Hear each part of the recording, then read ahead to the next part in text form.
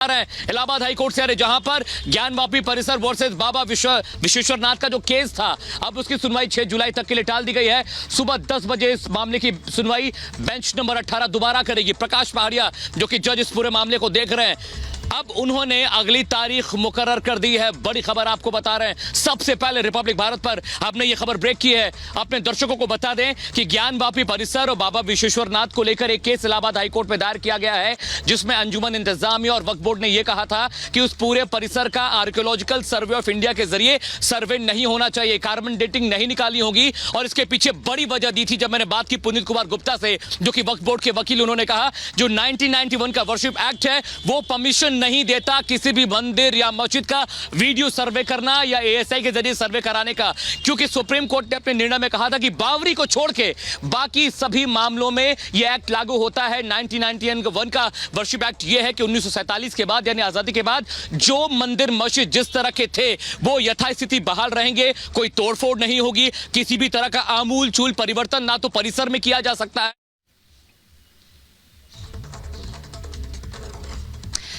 Gyanvapi report, जो सर्वे की report आज ज्ञानवापी की सर्वे रिपोर्ट दाखिल कर दी गई है और स्पेशल कमिश्नर विशाल सिंह जी इस वक्त हमारे साथ हैं। विशाल जी, आपने रिपोर्ट दाखिल की, सब लोग ये जानना चाहते हैं क्योंकि रिपोर्ट की डिटेल्स अब खुलकर सामने आ गई हैं। जब आप अंदर दाखिल हुए और खासकर जो वजू खाना है वहां पर, क्योंकि शिवलिंग की हर कोई बात कर रहा है, जब आप अंदर दाखिल हुए तो सबसे पहले आपने क्या देखा और किसने उस तरफ ध्यान आपका आकर्षित किया? अब कमीशन की कार्रवाई के दौरान वादी पक्ष ने ध्यान आकर्षित किया और प्रतिवादी ने सहयोग किया। बाद में हम लोगों ने कमीशन की कार्रवाई की और साफ तौर पे ऐसा नहीं है, प्रतिवादी द्वारा जो कहा गया, वादी द्वारा जो कहा गया, वो हमने अपनी कमीशन की रिपोर्ट में लिखी हुई है। जी, ये कहा गया कि अंदर जो गोल आकृति दिख रही है, उस गोल आकृति के ऊपर किस तरह से कहा गया मार्बल के निशान थे और त्रिकोण बने हुए थे, उनके बारे में आप हमें बताएंगे? ये सब चीज़ कोर्ट में सबमिट हो चुका है, उसका वीडियोग्राफी फोटोग्राफी हुआ है, अपनी रिपोर्ट मैंने दे दी है, आप देख लीजिएगा। अब रिपोर्ट में ये कहा गया कि एक तहखाना है और उस तहखाने के अंदर कई ऐसे हिंदू देवी देवताओं के जो आइडल्स हैं, मूर्तियां हैं, उनके भी कई वहाँ पर खंडित हिस्से मिले हैं। माफ़ कीजिएगा, रिपोर्ट सही ढंग से पढ़ लीजिए, ये ऐसा मैंने नहीं लिखा है। जो वादी द्वारा कहा गया और प्रतिवादी द्वारा जो कहा गया वो चीज़ मैंने लिखी हुई है। जी विशाल जी, वीडियोग्राफी और फोटोग्राफी है वो कोर्ट में जमा है। विशाल जी, मैं आपसे ज़रा पूछूंगी, अगर आप थोड़ा इधर आए। विशाल जी, ये ज़रूरी है बताना क्योंकि बार बार शिवलिंग का जिक्र हो रहा है। हिंदू पक्ष कह रहा है एक शिवलिंग है, मुस्लिम पक्ष कह रहा है वो फव्वारा है। वहां पर जब आप लोग पहुंचे थे तो वो जो गोल आकृति जिसका आपने जिक्र किया है, उसके ऊपर भी कहा गया कि त्रिकोण बने थे और उसमें भी एक 63 सेंटीमीटर का छेद। सब चीज़ मैंने अपनी रिपोर्ट में लिख दी है, आप रिपोर्ट की बातें पढ़ रही हैं। हाँ। जो चीज़ें लिखी हैं वो उसकी वीडियोग्राफी भी हुई है और जो उन्होंने प्रतिवादी पक्ष द्वारा ये कहा गया कि ये फव्वारा है, फव्वारा का भी मैंने जिक्र कर दिया उसमें। आपने प्रतिवादी पक्ष ने कहा कि ये फव्वारा है, तो आप लोगों ने उनसे कहा, किसने कहा जब फव्वारा कहने के बाद आप लोगों ने कहा था कि चलाकर दिखाइए? नहीं, ऐसा नहीं है। हाँ, मैंने कहा चला के दिखाने के लिए, उसका भी डिटेल मैंने अपनी रिपोर्ट में सबमिट किया हुआ है। जो चीज़ें वहाँ थीं, जो चीज़ एकदम है निष्पक्ष तरीके से बिना किसी भेदभाव के ये रिपोर्ट बनी है, आपको पढ़ने से भी साफ जाहिर होता होगा। ये बार बार क्योंकि बात हो रही है कि कोई वाटर सिस्टम वहाँ नहीं था, कोई ड्रेनेज सिस्टम नहीं है कि वो चल सकता या फव्वारा था, इसका भी जिक्र तो हुआ होगा? नहीं, ये चीज़ें अब कोई एक्सपर्ट कर सकता है, अगर माननीय न्यायालय समझेंगे तो देखा जाएगा। जो चीज़ें वहाँ पे थी मैंने वो ड्रेनेज सिस्टम आपने विशाल जी उसकी पूरी फोटोग्राफी वीडियोग्राफी है, अब न्यायालय उस पर निर्णय करेगी। ये जो कहा जा रहा है कि एक स्वस्तिक का निशान दीवार पर मिला है और वो स्वस्तिक का निशान था, उसके वो भी तस्वीरों के साथ रखा गया है। अब ये चीज़ें पूरी रिकॉर्डिंग हुई है, वीडियोग्राफी फोटोग्राफी हुई है। जो चीज़ें वादी द्वारा कहा गया और प्रतिवादी द्वारा कहा गया वो चीज़ें मैंने अपनी रिपोर्ट में लिख दी है। ये कहा गया कि वहाँ पर डमरू की निशान और त्रिशूल के निशान मिले हैं। जहाँ जो चीज़ें थीं और जो चीज़ें दिखाई गई हैं उसकी रिकॉर्डिंग भी की गई है, फोटोग्राफी। यानी ये सब कुछ उस वहाँ पर दिखा, जो दीवारें, जो चीज़ें वहाँ थीं और प्रतिवादी द्वारा जो कहा गया इस बारे में, वो भी मैंने अपनी रिपोर्ट में लिखा है। ये कहा गया कि 12 साल से वो फव्वारा चल नहीं रहा था जब प्रतिवादी पक्ष ने कहा ये फव्वारा। जी सब आप पढ़ लीजिएगा, एकदम क्लियर कट मैंने लिख रखा है। आप बोलना नहीं चाह रहे हैं, मैं समझ रही हूँ, रिपोर्ट आपने दाखिल की है, लेकिन आपको लगता है कि अब मैं आपसे एक और सवाल पूछती हूँ। 1991 का जो प्लेसेस ऑफ वर्शिप एक्ट है, उसका कहा जा रहा है कि बार बार ये उसका जिक्र आ रहा है इस संदर्भ में, ज्ञानवापी के संदर्भ में, आपको लगता है वो प्रभावी होगा इस मामले में? जी अब माननीय सर्वोच्च न्यायालय में ये केस चल रहा है, आज उसकी सुनवाई है। अब जो सर्वोच्च न्यायालय और सिविल जज सीनियर डिवीजन न्यायालय जो आदेश पारित करेगी वो मान्य होगा। विशाल जी, ये मुझे बताइए कि जो कितने कुल तहखाने थे जो वहाँ खोले? अब सारी रिपोर्ट तो आ गई है, आप उसको देख लीजिए बार बार। आपसे सुनने से, आपने वहाँ देखा है ना, हम लोग गए नहीं, तो जो लोग जानना चाह रहे हैं उनके लिए आप अब जो देखा है, मेरी जो जिम्मेदारी थी कोर्ट कमिश्नर के रूप में कि जो जाके वहाँ पे कमीशन शांतिप्रिय और निष्पक्ष तरीके से करके रिपोर्ट सबमिट कर देना है, और मैंने वो कर दिया। कुल तहखाने कितने थे ये तो रिपोर्ट में तो लिखा हुआ है साफ साफ, उसको पढ़ लीजिए मैडम ना। नहीं, पूरी रिपोर्ट हमने पढ़ ली है, लेकिन क्योंकि आप अंदर गए, आप इस पूरी सर्वे टीम को लीड कर रहे थे विशाल जी, और वहां पर दोनों ही पक्ष, जब आपने रिपोर्ट सौंपी है, आपकी रिपोर्ट से संतुष्ट हैं, आपने रिपोर्ट अपनी दाखिल कर दी है। जो अजय मिश्रा जी ने रिपोर्ट दाखिल की, उसके बारे में, क्योंकि वो भी बहुत सी चीजें हैं जो मेल खाती हैं दोनों। नहीं, वो 6 और 7 तारीख की रिपोर्ट है जो बाहरी जगह की ज्ञानवापी परिसर की गई थी, और 14, 15, 16 को अंदर की परिसर की हम लोगों ने किया था कमीशन।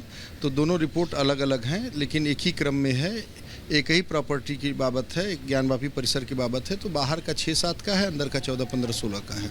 अच्छा, आपको ये लगता है, क्योंकि ये बार बार हिंदू पक्ष कह रहा है कि उस वहाँ की और खुदाई होनी चाहिए जिससे पता चले कि वो गोलाकार आकृति कितनी गहरी है? ये न्यायालय डिसाइड करेगी, न्यायालय के ऊपर है, जो न्यायालय आदेश करेगी उसका पालन किया जाए। तो वहाँ पर उस वक्त जब सर्वे हो रहा था, तब हिंदू पक्ष ने ये बात कही थी कि खाली करा दीजिए जो तालाब है? जी, जो बातें कही थी मैंने अपनी रिपोर्ट में लिखी है, असमर्थता भी जाहिर की है अपनी रिपोर्ट में मैंने।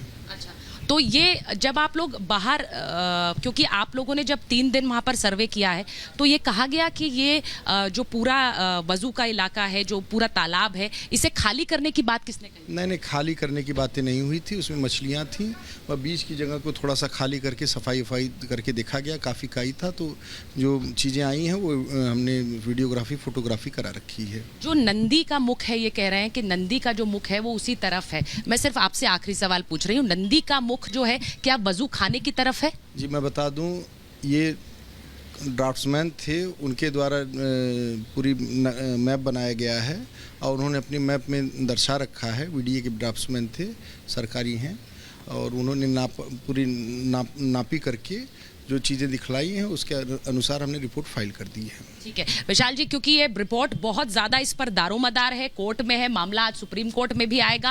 आपको लग रहा है कि एक सर्वे जो आपने किया है, दोनों पक्षों से आपने क्या इसको लेकर बात की थी सर्वे से पहले और सर्वे के बाद? नहीं, दौरान कमीशन जो है, दोनों पक्षों की जो बातें कही गई थी पूरी स्पष्ट रूप से हमने अपनी रिपोर्ट में हम लोगों ने दर्शा दी है, दोनों पक्षों की बातें। ठीक है विशाल जी, बहुत बहुत धन्यवाद रिपब्लिक भारत से बात करने के लिए, क्योंकि ये जो रिपोर्ट है ये बहुत महत्वपूर्ण रिपोर्ट है। इसके दाखिल होने के बाद अब आगे का जो रुख होगा इस केस का, वो इसी रिपोर्ट पर निर्भर करेगा जो आपने दाखिल। अब जो रिपोर्ट मैंने दाखिल किया है, जो हमारे सहयोगी थे, एकदम निष्पक्ष तरीके से, बिना किसी भेदभाव के, जो बातें दोनों पक्ष द्वारा कही गई, सब अपनी रिपोर्ट में मैंने लिख दिया है। बहुत बहुत धन्यवाद विशाल जी हमसे बात करने के लिए। तो विशाल सिंह, जो कि जिन्होंने अपनी रिपोर्ट कल दाखिल कर दी है, और वो सीधे सीधे कह रहे हैं कि इस पूरे मामले में जो दोनों पक्षों ने कहा उसको भी उन्होंने रिकॉर्ड किया है, और रिकॉर्ड करने के बाद उन्होंने पूरी रिपोर्ट निष्पक्ष रूप से कोर्ट के सामने रख दी है।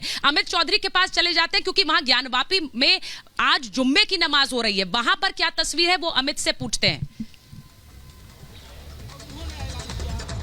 देखिए, ज्ञानवापी मस्जिद तक जाने का जो रास्ता है वो यही रास्ता, गेट नंबर 4, जो काशी विश्वनाथ का जो गेट नंबर 4 का जो द्वार है, वहां पर आप देख सकते हैं कितनी गहमा गहमी है। भारी भीड़ यहां पर मौजूद थी कुछ देर पहले, सभी के सभी लोग जो है वो अंदर गए हैं। जुम्मे की नमाज है, तो नमाजी जो है वो काफी संख्या में यहाँ पर पहुंच रहे थे। और मैं दूसरी तरफ आपको दिखाना चाहूंगा कि किस तरीके से जो पैरामिलिट्री है, जो उसको भी यहाँ पर बुला लिया गया है, और साथ ही में देखिए सुरक्षा के पुख्ता इंतजाम है, कमांडो यहाँ पर तैनात कर दिया गया है। उत्तर प्रदेश पुलिस के जो जवान है वो यहाँ पर तैनात है।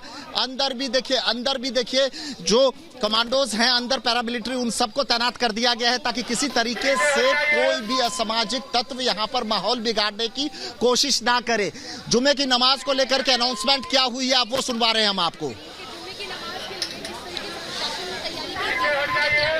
सहयोग करें प्रशासन को भी और अपनी नमाज भी बचा लें। अगर अंदर जगह पूरी हो जाती है तो कहीं जाके नमाज पढ़ लें, यहाँ अपना वक्त जाया करके नमाज से महरूम न रह जाए। कितनी संख्या पहुंच गई है अंदर? संख्या नहीं बताई जा सकती।